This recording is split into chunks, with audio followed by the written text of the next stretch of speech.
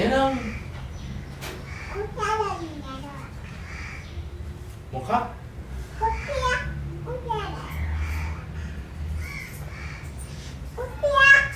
කුස්සිය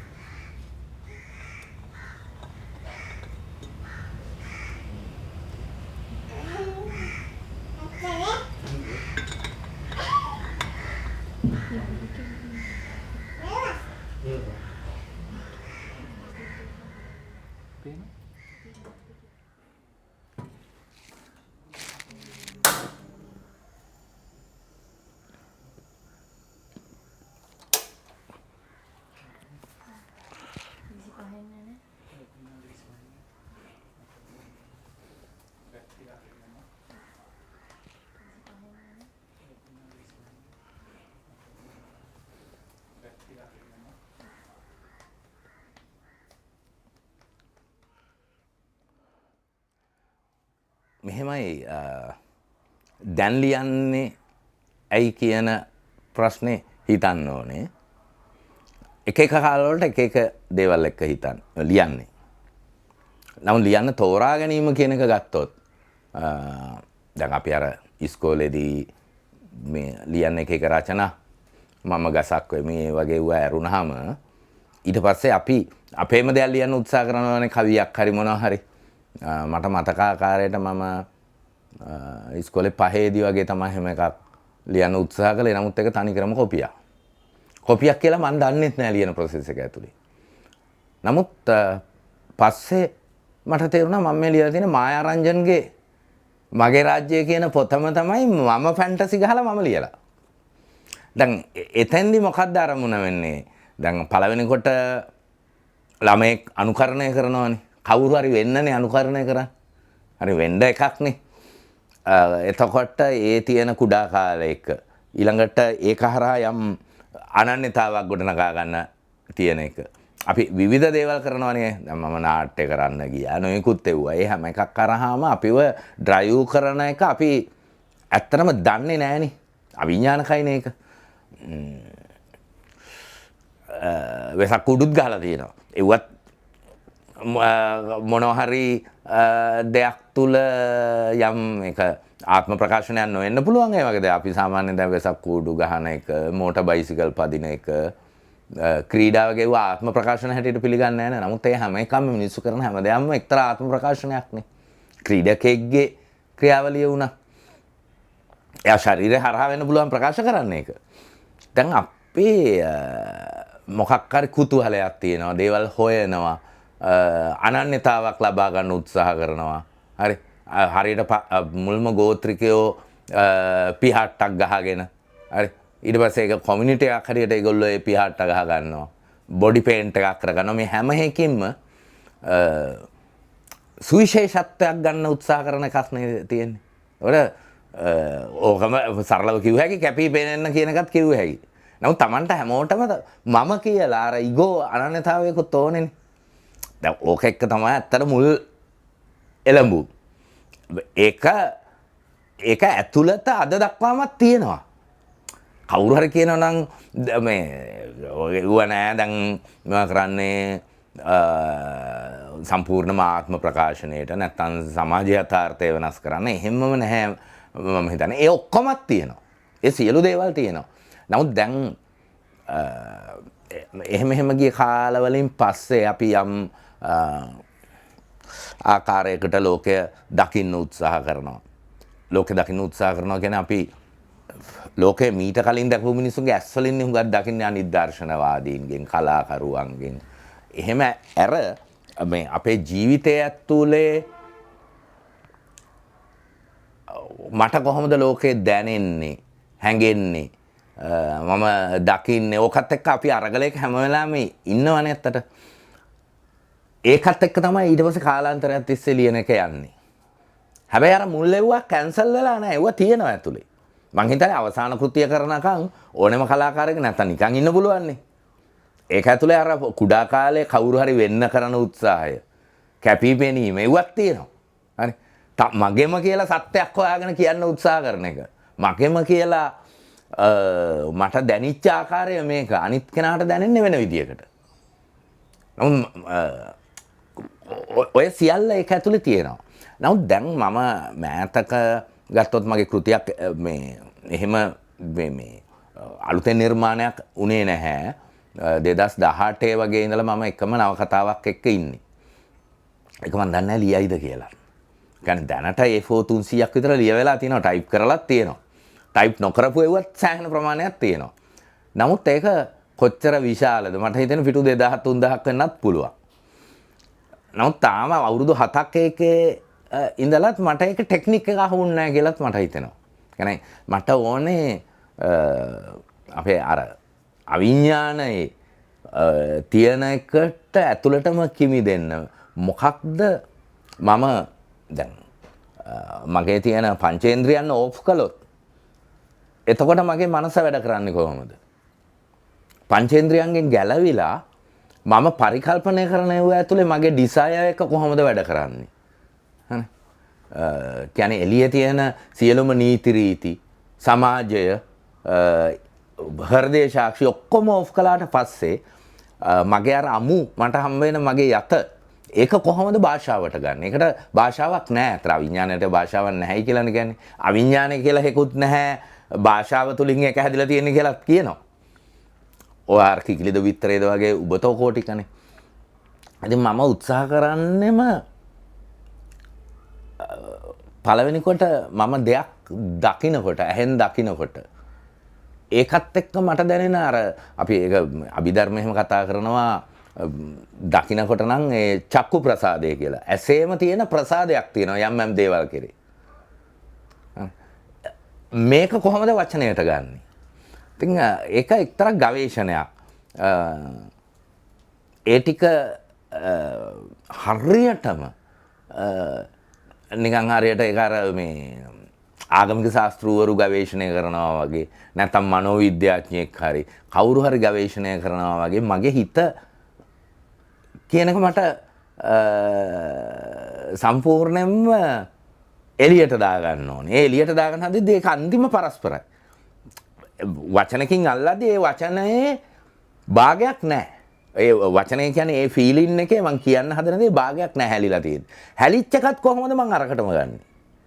ඉතින් ඕකට දැන් ඒක එක්තරා ප්‍රමාණයක ආත්ම ගවේෂණයක්. අනිත් පැත්තේ ඒකත් එක්ක මේ දැන් මං ලියන මින් ඉන්න එක නම් පෙරාපරදේදික දර්ශනවාදයි, න්‍යායික භෞතික විද්‍යාවයි, ක්වොන්ටම් ෆිසික්ස් සියල්ල කලවම් වෙච්ච අච්චාරුව. මට ඕනේ ඒ ක්වොන්ටම් ෆිසික්ස් වල තියෙන එක නැත්නම් පෙරදිග මුනිවරුන් ධානය වඩපු එක මේවා කොහොම එක්ක කොහොමද මගේ හිතේ සහ සිතුවිලි වල හැඟීම් වල තියෙන සම්බන්ධය. දැන් ඒක මට ඒක දැනගන්නේ නැතුව මැරෙන්න බෑ වගේ. හරි. ඒ පොත මේ මං හිතන්නේ 100ක්වත් කියවන එකක් නෑ. හරි. 100ක් නෙමෙයි එකක් කියවයිද දන්නේ නැහැ. නමුත් මට ඒක හරියටම අල්ලාගෙන මිසක් නැත්තම් මං හිතන්නේ මගේ ලයිෆ් එකේ මම පරාදයි. ෆේල්. හැබැයි ඔක ලියයිද දන්නේ නැහැ. යාළුවොත් අහන කොහොමද තමයි අර කවද දෙන්නේ නැද්ද? කියන්නේ මොකද දැන් මම අහුවෙලා තියෙන ඒකේ උගුලකට. මේ වචන වලින් ඒක අල්ලන්න ගිහිල්ලා වචන නැති දේවල් හැංගීම්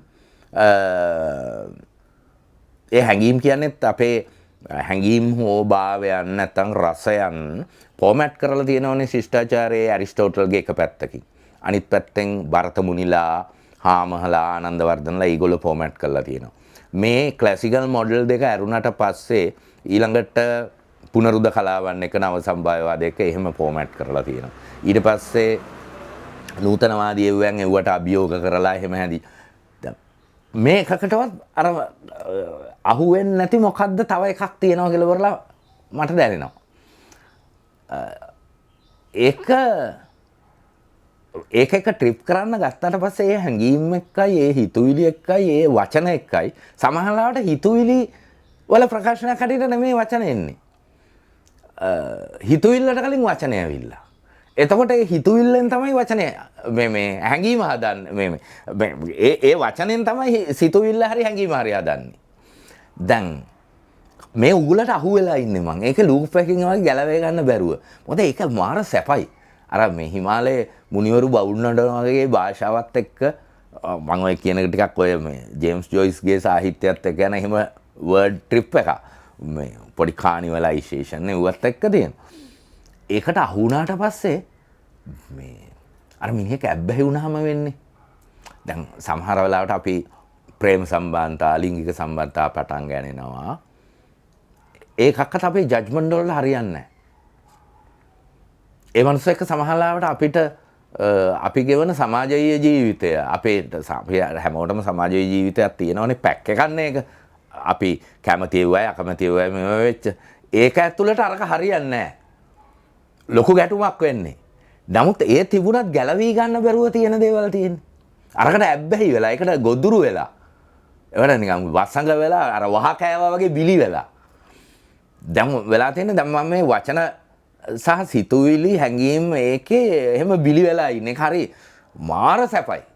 ඉතින් දැන් නම් ලියන්නේ ඒකේ තියෙන ඒ සැපට. ඒ අර ඍජු මෙහෙම අරමුණක් කියන්න බෑ. ඒක හරහා සමහරලාට විශ්වය ගැන දේවල් කොහොමද සම්බන්ධ වෙන්නේ අපේ හැඟීම් වලට, සිතුවිලි වලට, ඒ වගේ දේවල් මේ කාට හරි අනාවරණය කරගන්න පුළුවන්. හරි. මමත් යම් මෙව්වා එහෙම ප්‍රකාශ කරાવી. නමුත් ඒක නෙමෙයි ඇත්තටම දැන් ලියන්නේ ඒ ලියන එකේ තියෙන සැපට.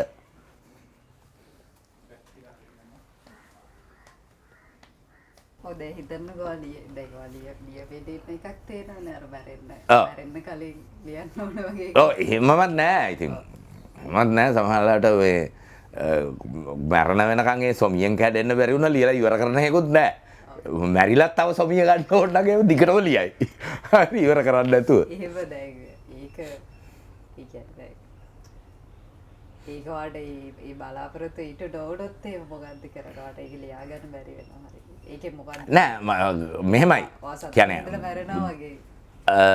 නෑ ඒක මට ඉවර කරන්න ඕනේ. ඒ අධ්‍යාශය තියෙනවා අර. ඒක ප්‍රොජෙක්ට් එකක් හැටියට ඉවර කරනවත් අහවල් දවසේ ඉවර කරනවත් නෙවෙයි. ඒකටම සමහර දේවල් වලට ඒවටම ආවේනික යාන්ත්‍රණයක් සහ කාලයක් ඒක තියෙනවනේ. දැන් මෑත කාලෙම පොඩ්ඩක් එකකින් ඕෆ් වෙලා යම් ඔය සෞන්දර්ය විද්‍යාත්මක විචාරාත්මක පැත්තේ දේවල් ටිකකට පොඩ්ඩක් යොමුමින් ඉන්නවා. දැන් මේ ඒ නවකතාව ලියන්න ගත්තත් එක්ක ගන්න කලින් ඉඳලා තිබිච්ච ලෝක සෞන්දර්ය විද්‍යාව ඇතුලේ තියෙන නොයිසඳිච්ච ප්‍රශ්න විශේෂයෙන් ඔය ඩියෝනිසියන් ආර්ට් ගැන ජෝර්ජ් බැටයිල් ඉඳලා නීට්ෂේ වෙනකන් කතා කරන ඒවා. ඊළඟට ලුසි ඒගෙරේලා, හෙලන් සික්සස්ලා ෆෙමිනින් රයිටින් එක කතා කරන ඒවා.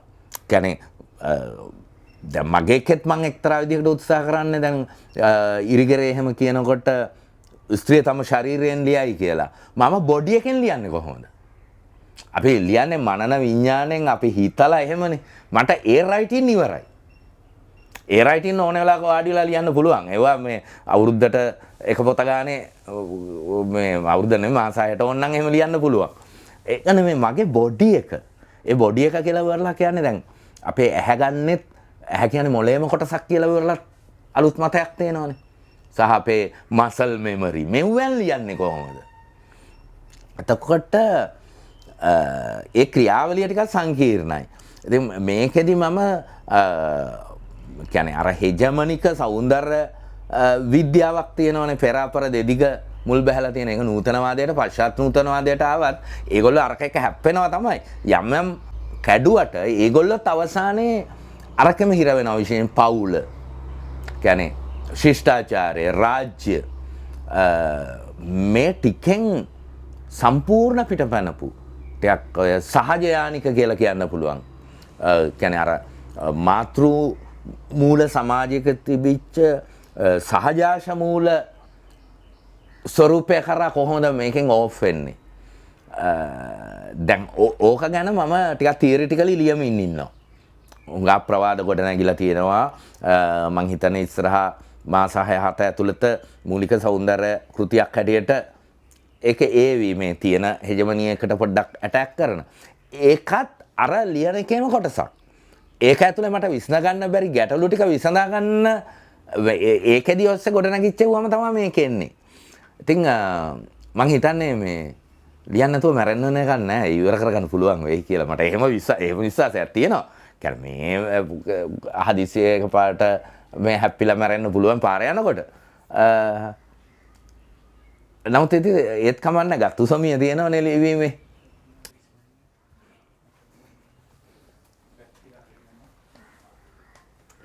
දැන් මේ පොතේ මෙහෙමයි මේකේ මේ printed version එකක් තියෙනවා. අපි දුම් පිටු 2000ක් එනවා කියලා. ඒක printed version එක. පිටු 3000ක් තියෙනවා web version එක. දැන් කොහොමද මම නවකතාව මේ web version එකදී මේ customize novel එකක් හැටියට හිතාගෙන ඉන්නේ. පාඨකයාට ඕනේ novel එක හදාගත්ත හැකි. කෙනෙක් politics අකමැති නම් ඒක off කළ හැකි. ටික් එකක් දාලා. හරි.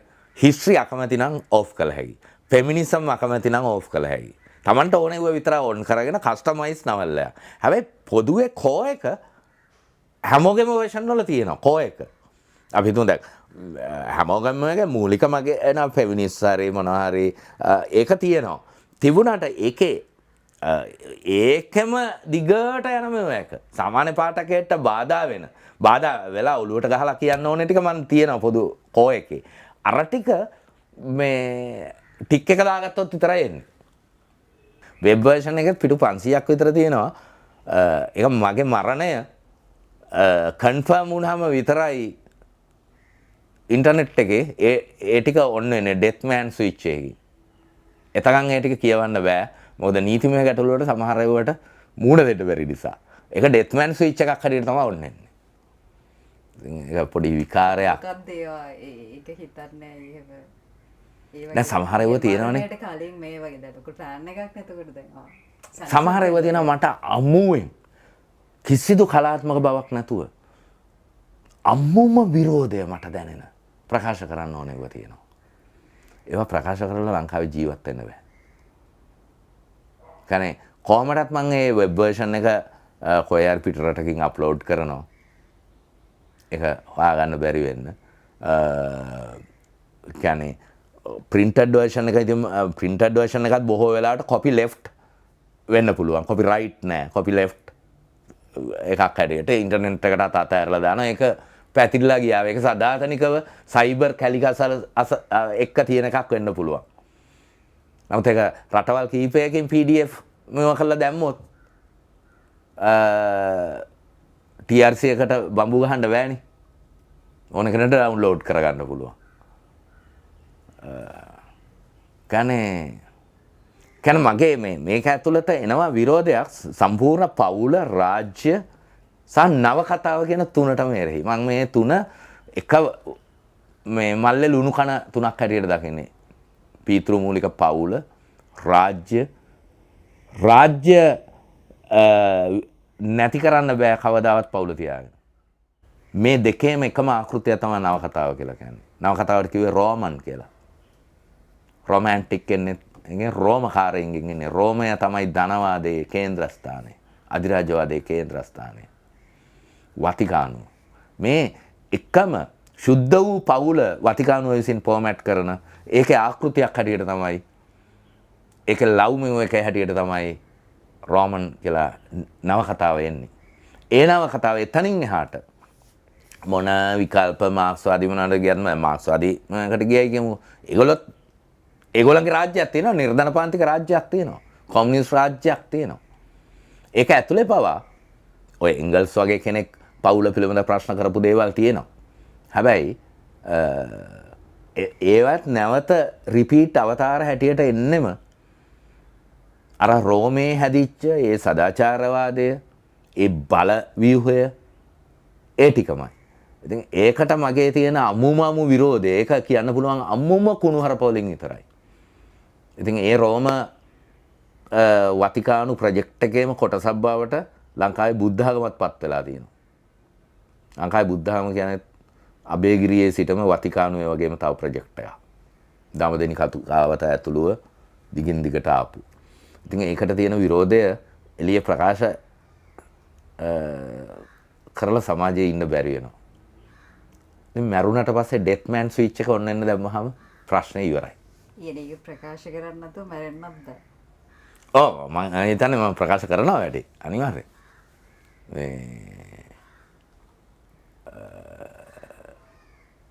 හරි විකාර සහගතයි නේද? ඒ විකාරසහගත බව තමයි මේ වෙනකොට මගේ ලිවිල්ල. මගේ කොටස මන් තෝරාගෙන තියෙන කොටස මේ මොහොතේ ඒ අපේ භාවමය කලාපය එක්ක ඒ මට දිරවන්නේ නැති රාජ්‍ය පවුල සහ නවකතාව කියන ආකෘතිය. මොකද නවකතාව කියලා කියන්නේ ධනේශ්වර සමාජ ක්‍රමයේ සාහිත්‍යයේ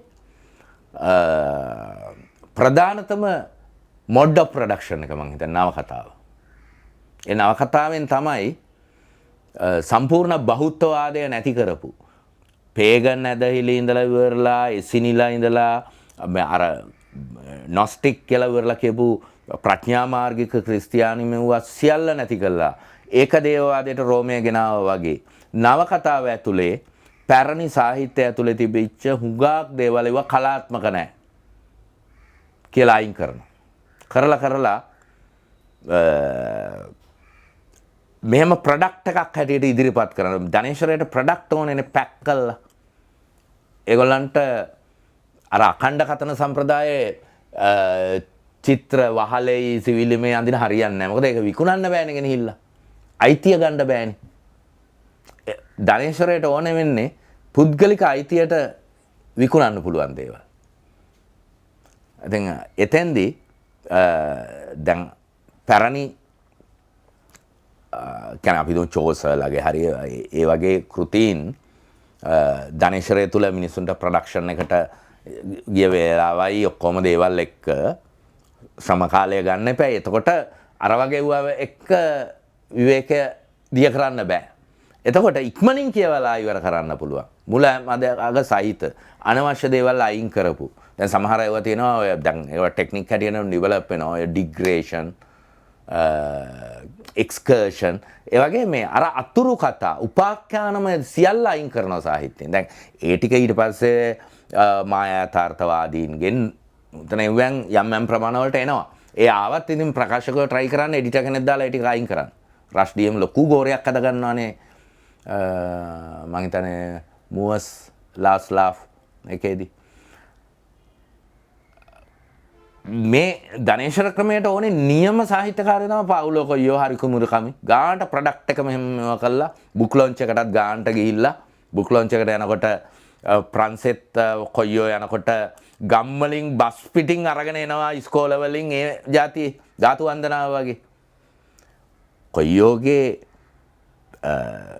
ලිවීමේ දක්ෂතාවය හෝ ඔහු දකින එක ගැන නෙමෙයි මේ කියන්නේ. දැන් බ්‍රසීලය ඇතුලේ කොයියෝ පිළිගන්නේ නැහැ බ්‍රසීලියන් ලේඛකයෙක් කියලා. ඒ කියන්නේ වෙළඳපළට බඩු හදන මිනිහෙක් කියලා. ඔය ෆර්නන්ඩෝ පෙසෝවා වගේ රයිටර්ස්ලා ගැන තමයි බ්‍රසීලයේ ජාතික ලේඛකයෙකු හැටියට පිළිගන්නේ.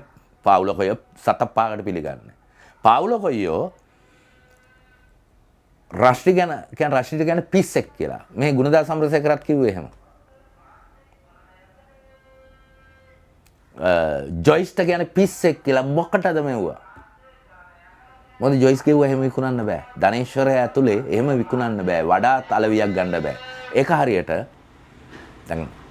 දැන් රුසි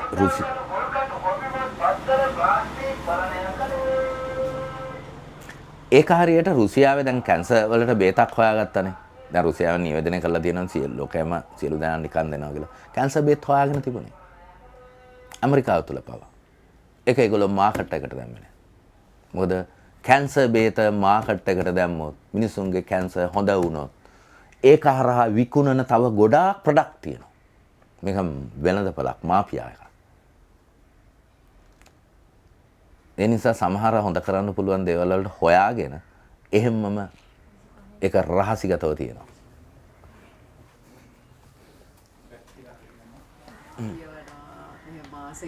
කොහොමදත් දැන් මල්ටි ඩිසිප්ලිනරින්නේ කොහොමදත් දැන් ලෝකේ එක විෂයක් ඇතුලේ යන්න බෑ. ඊළඟට කොහොමදත් ඉන්ටර්ටෙක්ස්චුවල් කියන එක තියෙනවනේ සාහිත්‍ය කලාවන් ඇතුලේ මේ පාඨාන්තරීය සම්බන්ධතා තියෙනකොල අතීතයටයි මෙහෙම කොහොම වුණත් අර සාර්වත්‍රික දැන් ඕක අර කුතුහලයේ එන්නේ. හරි පොඩි කාලේ මොන හරි විද්‍යාවේ දෙයක් ගැන හරි මොකක් හරි මේ සමනලෙක් යනකොට තිබිච්ච කුතුහලයේ ඕකමනේ අපිට විද්‍යාව හරි මොකකට හරි වෙනකම් වර්ධනය වෙන්නේ දිගින් දිගට. දැන් එතකොට අපි දැන්න ප්‍රමාණය වැඩි වෙද්දී අපිට තව ඕනේ දැනගන්න. මදි. අර මුගලන් හාමුදුරුවන්ට බුදුහාමුදුරුවෝ කියනවනේ විශ්වයේ කෙරවල හොයනකොට යන්න එපා කියලා ඉවරලා. යන්න එපා කියලා එයා ගිහිල්ලා කලන්තේ දාලා වැටලා ඉන්නවනේ. හරි.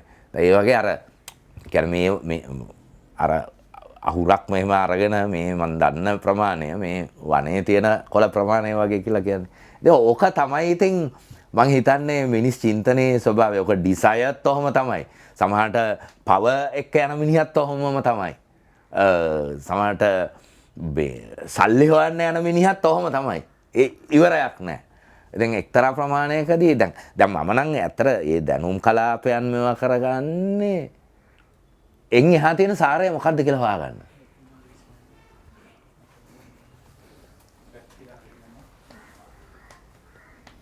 සාරය කියලා එකක් තියෙනවද කියන එකත් දාර්ශනික ගැටලුවක්. හරි.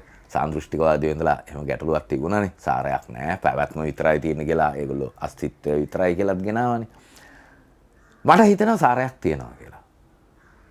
දැන් මේ ලෝකේ පැවැත්මේ සාරයක් නැහැ කියලා උරලා ඒගොල්ලෝ කිව්වා ස්ත්‍රියගේ සාරයක් නැහැ කියලා සයිකෝඇනලිසිස් ඇතුලේ ලකානියන් සයිකෝඇනලිසිස් කිව්වා. ස්ත්‍රිය කියා කෙනෙකුත් නැත කියලා කිව්වා. දැන් ඒ වුණාට මට හිතෙනවා ස්ත්‍රිය පවතිනවා. ස්ත්‍රිය ඇතුලේ සාරයක් තියෙනවා. අරගොල්ලෝ අර කියන වැතිරේකේ මේ සියල්ලනේ සත්‍ය කියන්නේ හැම වෙලාවෙම බෙදිච්ච එකක්නේ. එක පැත්තක් නෙවෙයිනේ. ඩුවල්නේ සත්‍ය. දැන් ඒ වගේ මේ විශ්වීයත්වය මොකක්ද? මනුෂ්‍යත්වයේ සහ මිනිස් මනසේ මිනිස් ආශාවේ තියෙන සාරාත්මක දේ මොකක්ද? ඒක බ්‍රහ්මන් කියලා ඉවරලා ඒ පරම ඕම් කියලා ඉවරලා කියපු එකද? හරි ඒබ්‍රහම් කියලා කියපු එකද? මේ දෙකම එක මූලයකින් යන්නේ.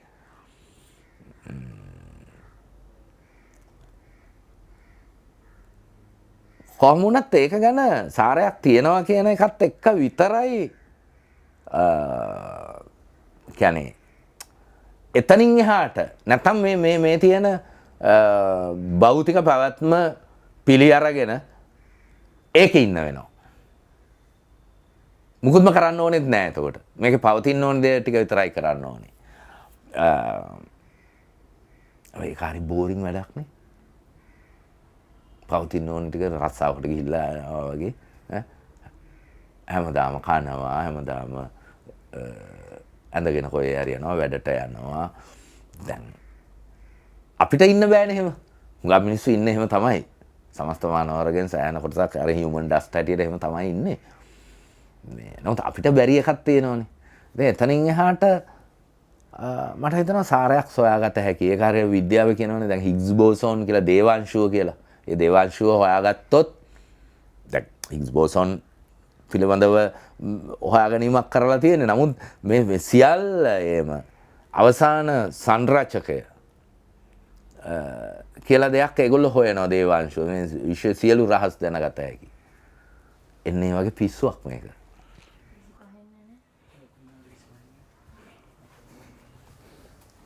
දැනගන්නවා කියලා කියන්න බෑ ඒක. පසක් කරනවා. ඒක එතරම්ම ඒක ෂුවර් වෙන මොහොත. දැන් තාම මේකේ ඩවුට් තියෙනවා. ඩවුට් තියෙන්නේ ආහාර සයන්ටිස්ලා මොනවද කියලා තියෙන්නේ, ෆිලොසොෆර්ස්ලා මොනවද කරලා තියෙන්නේ, අර සයන්ටිස් මොනවද කියලා තියෙන්නේ, මේකේ ඉන්දියානු දාර්ශනිකයෝ මොනවද කියලා ඉවරලා තියෙන්නේ. එතකොට මට මොකද්ද මගේ බොඩි එකටම වෙලා දැනෙන්නේ? මට ඒ දැනෙන දේ ඇත්තද නැත්නම් මම මේ මල මගුල් ඔළුවේ දාගෙන එව්වෑන් දැකලා මට දැනෙන එකක්ද? එහෙම වෙන්නත් පුළුවන්. ඒ වංචක ධර්ම කියලා තියෙනවනේ බුද්ධ ආගමේ. හරි. සමහර ඒවා අපි හිතාගත්තාම ඒක තියනවා වගේ අපිට දැනෙනවා. නමුත් ඇත්තටම නෑ. එහෙම මෝහයකද මං ඉන්නේ? මං ඒක චෙක් කරමින් වගේ එකක ඉන්නේ ඇත්තටම.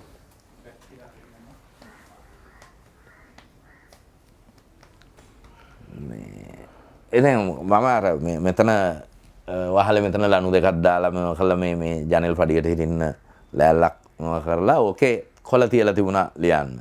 සමහර දවස්වලට කියන්නේ කුසිය මොන හරි වෙනවා නම් මට ටක් ගාලා එනවා. මොකද මේ ඇවිල්ලා මම එනකොට ආහාර එකක් කර වෙලා හරි මේ දැන් ඒ කියන්නේ වැඩේ තියෙන ඒව කරන්න ගියාමමයි වචන එන්නේ. ඒ වචනේ ආයි ජීවිතේට එන්නේ නැහැ. පොඩි මේ නිකන් අර හම් කරනවා වගේ වචන දෙක තුනක් මේවා වෙලා ඒ concept එක, ඒ feeling එක ආයි කවදාවත් හිතලා ගන්න බෑ. ඒක අර මේ automatic writing කියලා නේ ඔය ශෛලිය කියන්නේ. මේ වාඩි වෙලා පොඩි වශීකරණයක් වගේ ඉතින් දවසම ඕක වුණාට පස්සේ කන්න විදියක් නැහැ, උයා ගන්න විදියක් නැහැ. ඔය උයන්න මේවා කරනකොට එන්නේ ලියන්න. ඒක අර මේ අකමැතිම දෙයට මේවා වෙද්දි කැමතිම දේනවා වගේ. දැන් මෙහෙම මේක ටිකක් දැන් ඉතින් මෙතන මම එහෙම සම වැදිලා ලියමින් හිටියා. මම S2 වහගෙන ලියමින් හිටියේ. මට එනේ වුණා ඒක පොඩි ධානමය එකක්. කොහම හරි එක තැනකදී මට මතකයි එතන එහාට මම මුකුත් දන්නේ නැහැ. මම 72ක් විතර එහා මෙතන හිටපු විදියට ගෙදර යන්න හිටපු විදියට අර ඩෙනිමක් කපලා ඉවරලා තිබිච්ච මෙතන බටන් එකකුත් නැති කොට කලිසමකුත් එක්ක ඉන්නව 72කට විතර එහා. වැඩේ තියෙන හරම කොට කලිසමකුත් දාන පාරේ එන්නත් එපා බස් යනවා ඉස්කෝලේ ඇරිලා ළමයි යනවා. කියන්නේ වතු උඩින් පැනලා එන්නත් බෑ ගුටි කන්න වෙන්නේ ඔරෙක්ට කියලා. දන්නේ නැත ඔය පිස්සෙක් වගේ ආවා. ඇවිල්ලා ඉවරලා ඇඳේ වැතිරිලා හිටියා පැයක් විතර. ඊට පස්සේ සිගරට් දෙකක් විතර ගැහුවා. හැබැයි මේකෙන් මම ටිකක් බයත් වුණා. සමහර අය ඔයදී තියෙනවා සමහර අය එහෙම මානසිකව දැන් මම ඇඳේ ඉඳගෙන එහෙම ට්‍රිප් කරනවා. උගා කලාට මම ඇඳේ කඩදාසි තියාගෙන එහෙම ලියනවා. ඒ ට්‍රිප් කරද්දිත් එක තැනකදී මේ යථාර්ථයයි මේකයි මාජින් එක බොඳ වෙනවා. සමහරලාට මට හිතනවා නැගිටින එකක් නැහැ. කියන්නේ ඒකෙම ඉඳී කියලා. ඒක නිකන් හරියට මේ අර වින්ටර් ස්ලීප් කියලා වරලා අපි කියන්නේ සීතාහාරක නිද්‍රාව ඒ වගේ එකක්. හිතෙනවා. දැන් වචනේ ඇවිල්ලා තියෙන්නේ. පෑන අරගෙන මේ පෑන මෙතනයි මෙතන කොලේ තියෙනවා. ඒක ලියන්න බෑ ඊළඟට එන ඊළඟ මොහොත හරි සැපයි ඊළඟට හිතෙන එක. මේක ඒ මොහොතට ගියොත් මේක අමතක වෙනවා.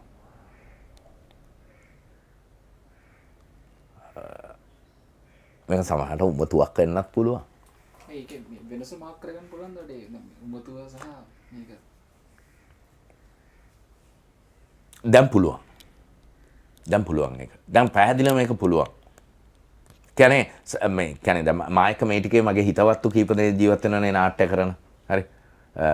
ඒගොල්ලෝ තැම්මාරු කරද්දී මේ පොඩක් හරියන තැන ඒගොල්ලෝ බලාපොරොත්තු වෙච්ච තැන හම්බුන්නේ නැහැ. පොඩි තාවකාලිකව මෙහෙට ආවා. දැන් මෙතන තියෙනවනේ අනේකා ඉන්නවනේ. කලින් මට අනේකා හිටියේ නෑ. අවුරුදු 7ක් අනේකා හිටියේ නෑ. අවුරුදු 7ක් මම නවකතාව තුළ අනේකා නැතුව. කියන්නේ කොටින්ම දැන් අන්තිම අවුරුදු දෙකේ විතර පොඩි එක්කෙනා කතා කළත් එයා එනවයි කියලා එහෙම කිව්වොත් මට වැඩේ කෑවා. හරි. කියන්නේ එයාත් වැඩවල විශ්වවිද්‍යාල වැඩවල එයා ඔන්ලයින් වැඩ කරනවා රිසර්ච් ෆර්ම් එකක ඒවල ආපු මොහොතේ ඉඳලා මට හිතෙන්නේ යන්නේ කොයි වෙලාවද දන්නේ නැහැ. මොකද අර මයින්ඩ් ට්‍රිප් එකේ සැපට ඇබ්බැහි වෙලා. ඒක ඇතුළේ සමහර දවසකට වචනයක් ලියන්න නැති දවස් තියෙනවා සෑහෙන්න තියෙනවා. සමහරට වචන 2යි 3යි මාස ගානක් තිස්සේ එක දවසකට ලියලා තියෙන්නේ. මේක මම හිතන්නේ පිස්සන් කොටු ගෙනිහිලා දාන ජාතිය කේස් එකක් වෙන්නත් පුළුවන් ක්ලිනිකල් මේව එකේදී. නමුත් දැන් මේ කට්ටිය ආවනේ. මම මෙහෙම දොරෙන් එළියට ගිය ගමන් මම ඕකේ. කාලයක් තිබුණා මම මේට සාක්කුවේ පොතක් දාගෙන මම යනවා. මම මේ දැනටත් මම යද්දි බස් එකේ එහෙම ලියනවා. නමුත් මේ මම පාදුක ටවුන් එක වටේම දැන් මොන හරි බඩු ගේන්න යන ගමන් ඒ යනකොට තමයි අරව එන්නේ. ඒ හරි වාතයක් ඒක. ඊට පස්සේ මම ලයිට් කණු ළඟ හිටගෙන ලියනවා. ඉතින් මිනිස්සු අහනවා මේක වාතයක් වුණා. පස්සේ මම ඒක හිතලා කැඩුවා. ඒ හිතලා කැඩුවේ කියන්නේ මාත් කන්ට්‍රෝල් එකක් හදාගන්න බෑ. දැම්මට දැන් මේ කට්ටියත් ඉන්න නිසා ඒගොල්ලන්ගේ දරුවෝ දෙන්නෙක් ඉන්නේ. ඔවා ඔක්කොම එක්ක මට මේ යම් විදියකට අනේකා මාක් වෙනවනේ. කලින් එකේ අනේකා මාක් කරලා තිබුණේ නැහැ. කියන්නේ දොර වහගත්තාට පස්සේ එළියෙන් ඇලා මිනිහ තට්ටු කළත් මගේ ට්‍රිප් එකේ මං ඉන්නනම් මට කවන්නේ. කියන්නේ මම කාට හරි එන්න කියලා නම් අර අහලා පහල මිනිස්සු පොලිසියෙන්ද මම මොකුත් අදාළ නැහැ. ගෙදර කවුරුන් නැහැ කියලා යයිනේ. ඒ මට ඕනේ උනේ මගේම හිත ඇතුළ මවම තනියෙන් ඉඳගෙන සමාජය නැහැ සමාජය හොසියලා. එතකොට තුන්වෙනියෙක් නැහැ බලාගෙන ඉන්න මහා අනෙකෙක් මාව ජජ් කරන්න. එතකොට මේක ඇතුලේ ඕන තරම් පුළුවන්. හැබැයි දැන් ඒක දැන් මට දැන් මේගොල්ලොත් ආවුනාට පස්සේ අනේ දැන් මෑතකදී ඊළඟට මම ඔය එළියට යවෙන්න ගත්තානේ. කලින් මාස 2-3 මං ඉඳලා තියෙනවා මේ සිගරට් ගන්න සහ ඔය කෑම මොනවා හරි අරන් එන්න යනවා මිසක් බස් එක නගලා ගියේ නැති කාලේ තියෙනවා. මුලින්ම බස් එක යන්න ගත්තාට පස්සේ එන අවුල් වුණා මට. නිකන් හුරු නෑ වගේ පොඩි කැරකෙන ගතියක් ආවා. දැන් කියන්නේ දැන් මේ මෑතක අවදියේ මට පොඩ්ඩක් එළියට යන්න සිද්ධ වුණා. ඔය අපි අර පොඩ්කාස්ට් එකක් එහෙම කරනවා. ඒකත් එක්ක යන්න වෙනවනේ සතියකට දවසක් යන්න වෙනවා රෙකෝඩින් වලට.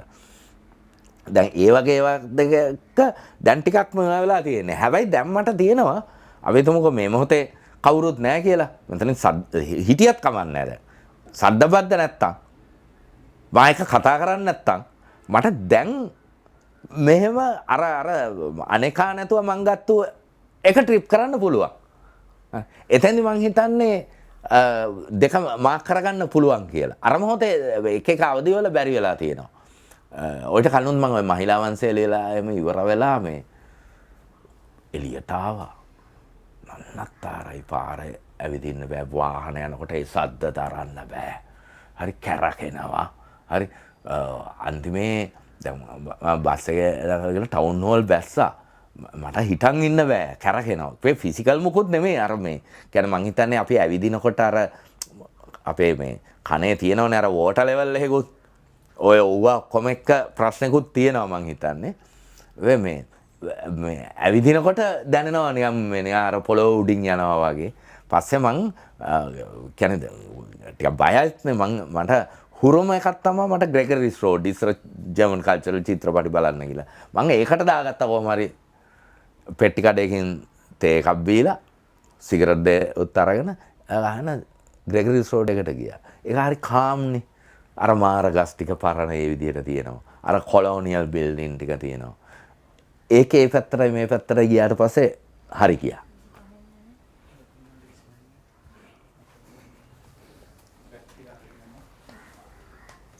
මම ටිකක් ඉන්නේ මෙහෙමයි පබ්ලිෂර් කියන එක දැන් අර මේ ඔය ලුසීරිගෙරේ එහෙම කියනවා ඉස්සරහා පාඨකයෙකුත් නැතුව පිටිපස්සෙන් ප්‍රකාශකයෙකුත් නැතුව ලියන්න කියලා.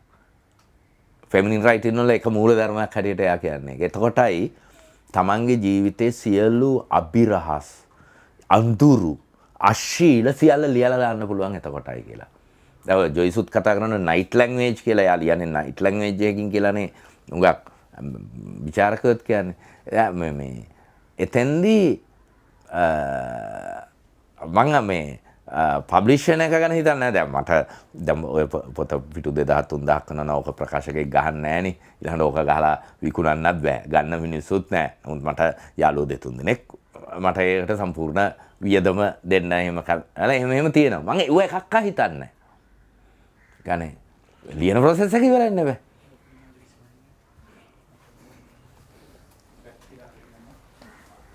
ලොකු නිදහස් වීමක් තියෙන එක ළමා කතාවල් ලිව්වත් ඒක තියෙනවා.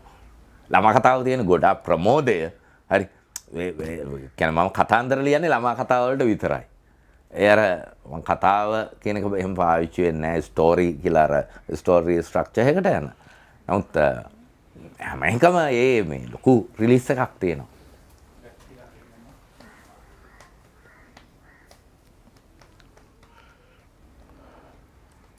එතකොට අර දැන් ඔයා දැන් හිතනවනේ. ඒ කියන්නේ දැන් ඔයාලා බොඩි එකත් එක්ක හරි ඔයා කරේ හිතට පටක්. එතකොට දැන් ඒකේ අපි හිතමු දැන් ඔයා පොඩ්කාස්ට් එකට යනවා. ඊට පස්සේ ආයෙ වෙලා මොකක් හරි හිතෙන. ඒ වගේ එකකට ගියාට පස්සේ එදා මුකුත් කරන්න බෑ. ඔව්.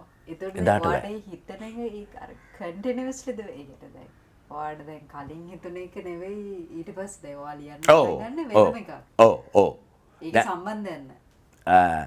කියන්නේ ඔක අර චිත්ත චෛතසික කියනවනේ කොහොමදත් ඔකේ සම්බන්ධයක් නැහැනේ තාර්කික නැහැනේ හිතුවිලි.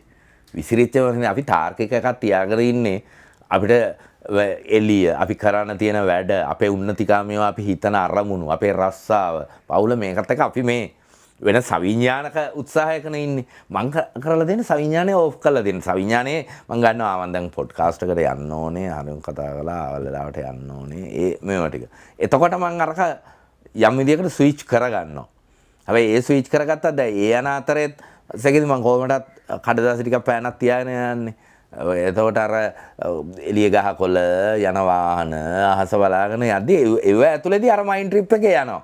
ඒක ඇතුළේ සමහරවිට පොඩි වචන කීපයක් පේලියක් ලියවෙනවනේ. ඒ පේලිය කවදාවත් හිතලා ගන්න බෑ. කියන්නේ ඒක ඔටෝමැටික් ලියවෙන එකක්. ඔව් ඒ අදේවා ඒ සැරේ ලියනවනේ. ඔව්. ඒ ලියපු එක දැන් ආයි දැන් මේ වෙලාවේ ලියනවා. ඊට පස්සේ ආයෙක ආයි කියවද්ද වල මොකද්ද හිතෙන්නේ? එතෙන්දී මම පාඨකෙක් හැටියට ආපහු අර වචන සමහර ඒවා තියෙනවා මේක ඩෙවලොප් කරන්න ඕනේ. තව මේක මේ ලින්ක් එක හදන්න ඕනේ. අපේ මේ විඥාන ධාරාවන්නේ අපේ අර ස්රෝතස කියලා උරලා කියන මෙහෙම ගලාගෙන යන එකිනෙකට සම්බන්ධ යන මනසේ සිතුවිලි එහෙමනේ. ඒ ගලාගෙන යන මේක සමහර ඒවා තව මේකම නැවත වර්ණගමින් තව ඩෙවලොප් කළ හැකි කියලා හිතන ඒවා තියෙනවා. සමහර ඒවා මේකට තව එකක් එක්ක කලිනුත් මට මෙහෙම එකක් ඇවිල්ලා ඒකත් එක්ක සම්බන්ධ කළ හැකියි කියලා. ඒක ටිකක් මේ ඒ ටික ලියා ගන්න එකයි වැඩේ. අර එකතු කරලා මේවා කරන එක යාන්ත්‍රික ප්‍රොසෙස් එකක්. සමහරට ඒ යාන්ත්‍රික ප්‍රොසෙස් එකට සෑහෙන කාලයක් යාවි. නමුත් ඒ යාන්ත්‍රික ප්‍රොසෙස් එක ඇතුලේ අරගෙන ප්‍රමෝදයත් එක්ක එන ඒ අමු සහජාශ මූල යත අර බේසික් ඉන්ස්ටින්ක්ට් වල එක ඒක දැන් මට කොහොමද මේල් ගේස් එකක් එන්නේ මම මොන ෆෙමිනිස්ට් මොනවා කතා කළත් කියන්නේ බොඩි එකක් හැටියට මට එන්නේ මේල් ගේස් එකක් නේ. එතකොට ඒන එක ඒ මොහොතේ ඒ සටහන් කළේ නැත්තා දැන් මං හුඟක් දෙන දැන් මම පාරේ හැම යද්දි ගෑනු කෙනෙක් දැකේදී ඒ මට එනවනේ හිතුවිල්ලක් ඒ රූපේ හැඩය ඒ ටෙක්ස්චර් එක එයාගේ කම්ප්ලෙක්ෂන් එක එයා ඉන්න ඉරියව්ව දැක්කම ඒත් ඒ ස්පාක් කරන එක මම ඕක මෙහෙම ටක් දාලා ලිව්වයි කියමුකෝ දැන් ඕක කියන්නේ ඊට පස්සේ මම ඩෙවලොප් කරන්න පුළුවන් යමක් එක්ක හැබැයි මේ ඒක යාන්ත්‍රික විදියට මෙහෙම ඉඳගෙන බෑ. පුළුවන් මයින්ඩ් ට්‍රිප් වලින් පුළුවන්. මයින්ඩ් ට්‍රිප් වලින් අපිට ඕන තරම් එහෙම නිමිති රූප අපේ චිත්ත ප්‍රසාදයට ලක් වෙච්ච දේවල් තියෙනවානේ. කියන්නේ දැන් හුඟක්ම එකක් තමයි මේකේ හැම එකක් ඇතුළෙම තියෙන ප්‍රතිවිරෝධය ගන්න එක. එතකොට ඒක ඔයා ලිව්වට පස්සේ ඒ කියන්නේ ඔයා දැන් අර සවිඥානිකත්වයට ආවට පස්සේ වාම පුදුම වෙනවද ඔයාට? ඔව් මම දෙයක් ඔකලේ කියලා අර පොඩි උන්ගේ අර මුල්ම මොනක තියනවනේ පොඩි එකාට කරන්න පුළුවන් ලොකුම වැඩේ කක්ක දාන එකනේ. වෙන කිසි දෙයක් එයාට කරන්න බෑනේ. දැම්මහම යාට ඒක මාර එකක්නේ. මේ කියලා වල පෙන්නන්නේ. ඔක ෆ්‍රොයිඩ් කතා කරනවානේ ගුදී අවදිය කියලා වරලා දැන් ඒ වගේම එකක් තමයි. ඒ ලියලා එළියට එනව කක්ක බෙටි. හරි? මේ හැබැයි ඒක මගේ බෙට්ට මගේ. හරි? හැබැයි ඒ බෙට්ට සමානයි හැම මනුෂ්‍ය වර්ගයාගේම චින්තනයේ බෙට්ටට සමානයි. ඒගොල්ලෝ එක හංගනවා වෙන්න පුළුවන්.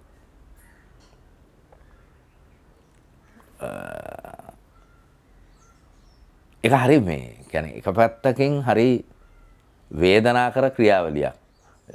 ලේඛක අර කවුද මට මතක නැහැ ඒ රයිටර්. එයා කියනවනේ ලිවීම තෝරාගත්තා නම් ලේඛකෙක් වෙන තෝරාගත්තා නම් කාටවත් දොස් කියන්න එපා. කන්න නැහැ, සල්ලි නැහැ, පොත් තියන්නේ නැහැ, ඔය මොකක් කියන්න එපා. ඒක කතා දාලා නෑ ලිවීම කියන්නේ අතිශය දුෂ්කර කටුක අමීරි ක්‍රියාවලියක්.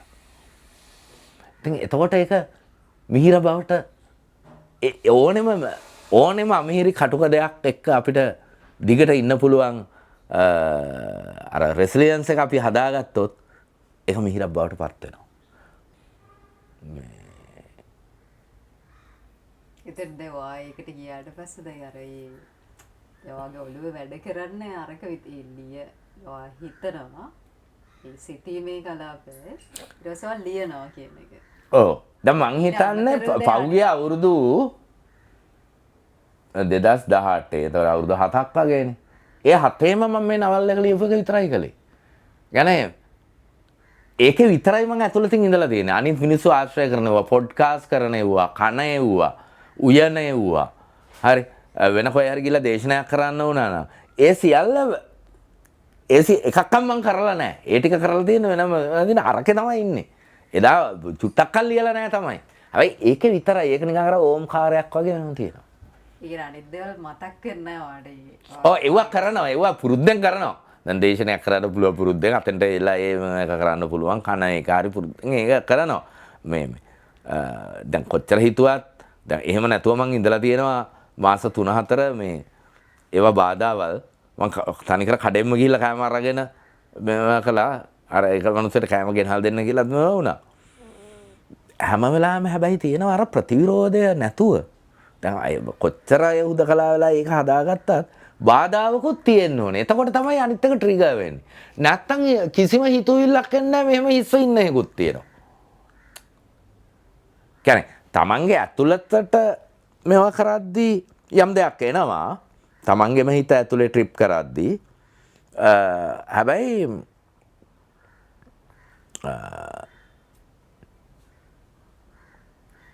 යම් විදියකට දැන් මම මෙතන වුණාට එළිය හොසි කරලා හිටියට මට කෝච්චියේ සද්දය ඇහෙනවා හෝන් ගහනවා ඇහෙනවා එළියක් තියෙනවා කියන එක මගේ ඔළුවේ තියෙනවනේ ඒකෙන් මට බාධාවක් වෙන්නේ නැති ටිකේනේ මම ඉන්නේ හැබැයි දැන් අපි හිතමුකෝ මුත්‍රා කරන්න යන්න ඕනෙත් නැහැ টয়ලට් එකට යන්න ඕනෙත් නාන්න ඕනෙත් නැහැ කන්න ඕනෙත් නැහැ ඒවා මුකුත් නැතුව හවසලා හිටියයි කියලා ඊට පස්සේ පොඩි නවතින කේස් එකකුත් තියෙනවා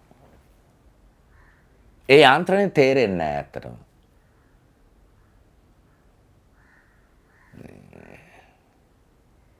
මම හිතන්නේ මේක මේ ස්නායු ප්‍රශ්නයක්ද දන්නෙත් නැහැ. නියුරෝ ට්‍රාන්ස්මිටර් පිළිබඳ ප්‍රශ්නයක් ඒ වගේ එකක් වෙන්නත් පුළුවන්.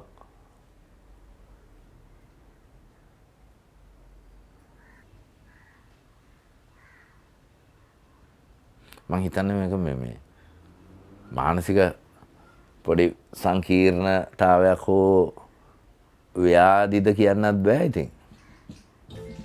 මොකක් හරි එහෙම කේස් එකකුත් තියෙනවා මේකේ. හැබැයි ඒක මාර සොන්